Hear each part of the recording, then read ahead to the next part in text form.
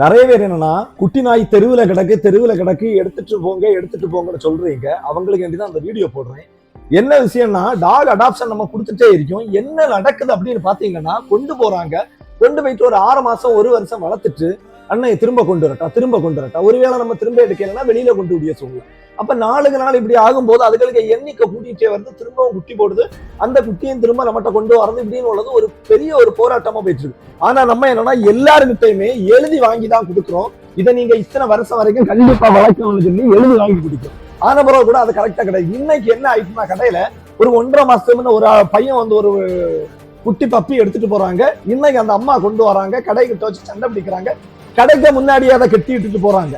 அப்ப இதுக்கு என்னன்னா நம்ம அதிகாரப்பூர்வமா எல்லாம் எழுதி வாங்கி தான் கொடுக்கணும். இவங்களுக்கு மேல கம்ப்ளைண்ட் எடுத்து இப்படி பண்ணணும்னா ஒரு ஆள் இல்ல, நிறைய பேர். இவங்கள ஒரு 10 பேருக்கு பேர்ல எஃப்ஐஆர் நடந்ததுன்னா இந்த தவறு நடக்க வாய்ப்பு கிடையாது. நிறைய நிபந்தனைகள் வச்சுதான் நம்ம கொடுத்துட்டு இருக்கோம். அதுலயும் கூட 18 வயசுக்கு மேலே உள்ளவங்கள்ட்ட மட்டும்தான் நம்ம அடாப்ஷன் கொடுத்துட்டு இருக்கோம். அதுலயும் அவங்க வீட்டுல உள்ளவங்களுக்கு கூட போன் பண்ணி கேட்டு பேசிட்டு தான் கொடுக்கணும். மக்கள் நீங்க இப்படி சுயநலமா இருக்கும் வரைக்கும் என்ன மாதிரி மற்றவங்க எவ்வளவுதான் இப்படி கஷ்டப்பட்டு பிரோஜனம் கிடையாது.